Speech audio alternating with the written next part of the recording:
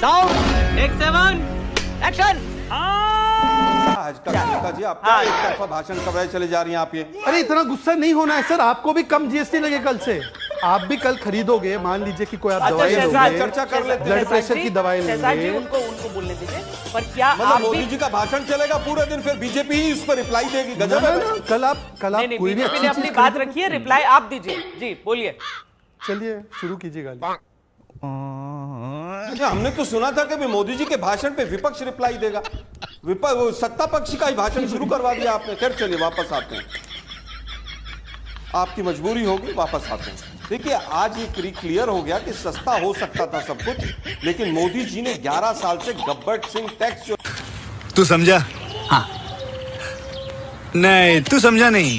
अबे नाजिब दलाल दलाल दलाल लगा रखा था, उस गब्बर सिंह टैक्स के माध्यम से लगभग 100 लाख करोड़ रुपया लूटा, और जो नागरिक लूटो भाव चल रहा था आज वो नागरिक देवो भाव हो गया, क्योंकि बिहार का चुनाव सामने है और ट्रंप ने मुंह पे हमारे नौजवानों की नौकरी के थप्पड़ मारा है। जिस तरह से H1B वीजा के ऊपर के 60 से 70% जो हमारे लोग हैं वहां पर वीजा वाले जो H1B वीजा पर काम कर रहे हैं, लगभग 3.5 लाख वहां पर हमारे लोग जो काम कर रहे हैं नौजवान साथी, आज उनकी नौकरी भी लटक गई और $1000 से $1,00,000 पर चला गया।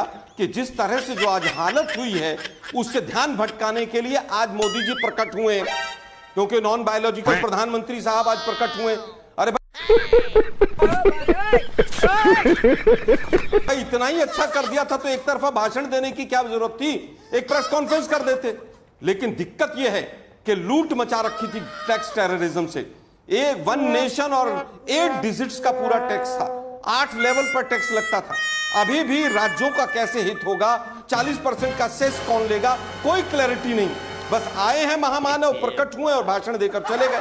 अरे भाई कफन के ऊपर किसने टैक्स लगाया था? जीएसटी। पूजा का सामान हो, दूध दही, स्कूल के आइटम्स हो, पेंसिल हो, किसान के ट्रैक्टर के ऊपर हो, पुरानी गाड़ी पे भी आपने टैक्स लगा दिया था। और उसके बाद आप कह रहे हैं कि साहब मैंने तो बहुत बड़ा काम कर दिया, क्योंकि सामने बिहार का चुनाव है, SIR चल नहीं पाया, इसलिए चलो यही मेथड अपना लेते हैं। कल से मां शक्ति की उपासना का पर्व शुरू हो रहा है। मैं हाथ जोड़ के मां शक्ति से, मां दुर्गा से प्रार्थना करूंगा कि इस कमजोर प्रधानमंत्री को थोड़ी सी ताकत देना, मां इस बोगस सरकार को थोड़ी सी ताकत देना कि ये किस तरह से अमेरिका के सामने सरेंडर बैठी है ये सरकार। हमारे युवा हथकड़ियां लगकर, बेड़ियां लगकर आते हैं, इनके मुंह से चू नहीं निकलता है। आज ये जिस तरह से H1B वीजा पर हुआ, 50% टैक्स का पर्ची हमारे माथे पर चिपका दी गई, और ये प्रधानमंत्री मां दुर्गा की उपासना की हर साल बात करते। मां दुर्गा से हम हाथ जोड़ के प्रार्थना करेंगे, इस कमजोर प्रधानमंत्री को माता जी थोड़ी सी ताकत देना। ये बड़ी अच्छी बात कही आप।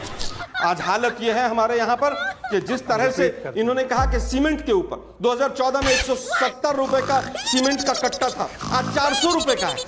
कौन से टैक्स बढ़ गए? सारी ACC की सीमेंट की कंपनियां खरीद कर अडानी को दे दिया आप लोगों ने, और उसके बाद टैक्स की बात करते हैं आप। आज हालत यह है कि गजब दोगले प्रधानमंत्री हैं। अपनी गाड़ी, अपना चश्मा, अपना रुमाल, अपना हवाई जहाज, सब कुछ विदेशी लेकर बैठे हुए हैं। और कितनी देर सुनना पड़ेगा? देखिए मैं बिल्कुल शब्दों को देखकर लगा रहा हूं। मैं पूरी तरह से कहना चाहता हूं मोदी जी, आपने आज एक शब्द कहा कि हर घर स्वदेशी का प्रतीक होना चाहिए।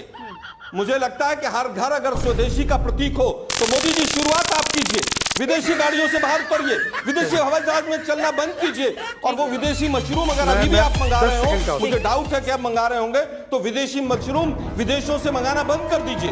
वापस आता हूं, बहुत सारी कह रहे हैं साहब मैं पूरी तरह से आज स्वदेशी की बात कर रहे हैं। अरे भाई 15 दिन 20 दिन पहले धीरे-धीरे आपने फ्री ट्रेड एक-एक करके मुद्दों पर आए, यूके के साथ किया।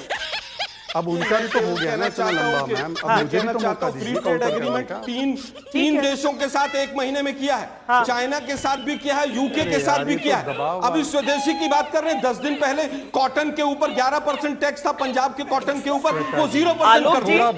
आलोक जी यहाँ पर नहीं, देखिए जो दो, आप कुछ भी बोलो ये नहीं सुनने वाला। इसके दो पहलू हैं। पहला पहलू तो ये कि प्रधानमंत्री जी ने खुद GST जब इंप्लीमेंट होने वाली बात आई थी तब उसका विरोध किया था, और बहुत मजबूती के साथ उसका विरोध किया, ताकि कभी ये इम्पॉसिबल है, ये कभी कामयाब नहीं होगा। मैं उस डिबेट में नहीं जा रहा क्योंकि जीएसटी मेरा सब्जेक्ट भी नहीं है और मुझे आज ये उम्मीद थी कि प्रधानमंत्री जी कम से कम जिस तरीके की अंतर्राष्ट्रीय चुनौतियां और जिस तरीके से देश की अर्थव्यवस्था के सामने संकट है उसको लेकर कुछ बड़ी बातें करें। लेकिन आज उन्होंने जो बातें कही उसकी वजह से मुझे लगता है कंफ्यूजन और बढ़ गया है। वो क्या करें, गर्व से कहो मैं स्वदेशी खरीदता हूँ, हाँ मैं बेचता हूँ। तो कल से मैं जब मार्केट में जाऊंगा तो हमारे मित्र जो शर्ट पहन